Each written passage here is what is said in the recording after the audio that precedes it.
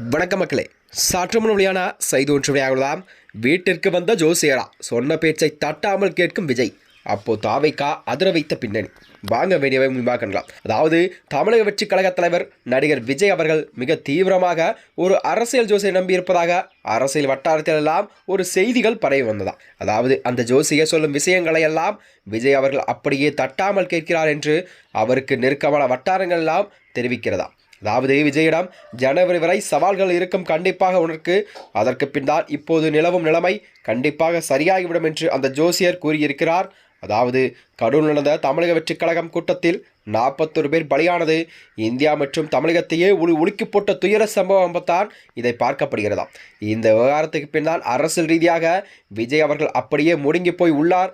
அவருக்கு எதிராக கடுமையான விமர்சனங்கள்லாம் கண்டனங்கள்லாம் பல தலைவர்கள் வைத்துள்ளதாக செய்திகள் வெளிவந்தன. அதாவது சென்னை உயர்நீதிமன்றம் மதுரை கிளை கூட கரூர் நிகழ்ச்சிக்கு தலைமை தாங்கியவருக்கு தலைமை பண்பே இல்லை என்றும், விஜய் தலைமை பண்பு இல்லை, விஜய் தொண்டர்கள்லாம் ரசிகர்கள் மக்களை கைவிட்டு பொறுப்பற்ற முறையில் வெளியேறியுள்ளார்கள், அதேபோலதான் விஜயும் பிரச்சாரம் ஏற்பட்டார்கள் மீது கருணை காட்டாதீர்கள், வழக்கு பதிவு செய்ய நீதிமன்றம் வேடிக்கை பார்க்கிறது என்று நீதிபதிகள் உத்தரவிட்டார்களாம்.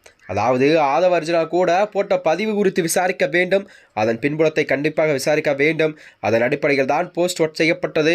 இவர்களெல்லாம் கண்டிப்பாக சட்டத்திற்கு அப்பாற்பட்டவர்களா, அவர்கள் மீது நடவடிக்கை எடுக்க வேண்டும் என்றும் பலரும் கருத்துக்களை தெரிவித்து வந்தார்களாம்.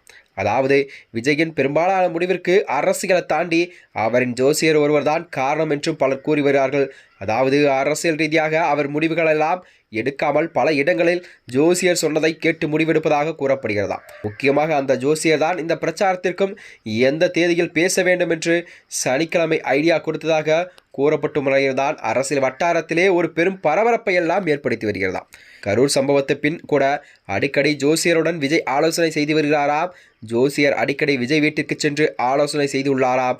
இப்போது கூட நேரம் உங்களுக்கு சரியில்லை, உங்கள் ஜாதகப்படி இப்பொழுது கொஞ்சம் கஷ்டம், ஜனவரிக்கு பின் தான் எல்லாம் சரியாகிவிடும், அதுவரை நீங்கள் கொஞ்சம் யோசித்து காய் நகர்த்த வேண்டும் என்று அந்த ஜோசியர் விஜய்க்கு அறிவுரை வழங்கியதாக கூறப்படுகிறதாம். ஜனவரி வரை சவால்கள் இருக்கும், அதன் பின் நிலைமை கண்டிப்பாக சரியாகிவிடும் என்று அந்த ஜோசியர் கூறியிருக்கிறாராம். அதாவது டிவிக்கு அரசியல் முடிவுகளை கூட அவரை இதை நம்பித்தான் இருக்கிறார்.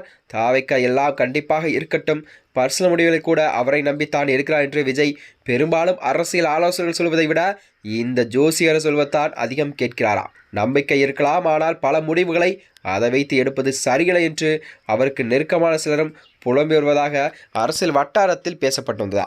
இதனைத் தொடர்ந்துதான் கண்டிப்பாக வருகின்ற 2026 சட்டமன்றத்தில் ஜோசியர் சொன்னால் கண்டிப்பாக விஜய் அவர்கள் யாருடன் கூட்டணி வைக்கலாம் என்ற நிலைப்பாட்டில்தான் இதை பார்க்கப்பட்டு வருகிறதா. கண்டிப்பாக விஜய் அவர்கள் அதாவது அதிமுக பாஜக கூட்டணியுடன் கண்டிப்பாக அவர் கூட்டணி வைப்பார் என்ற நிலைப்பாட்டில் தான் இதை பார்க்கப்பட்டு வருகிறதா. மேலும் இதுபோன்ற வீடியோக்களை தெரிந்து கொள்ள நமது சேனலை மறக்காமல் சப்ஸ்கிரைப் செய்து கொள்ளும். நன்றி, வணக்கம்.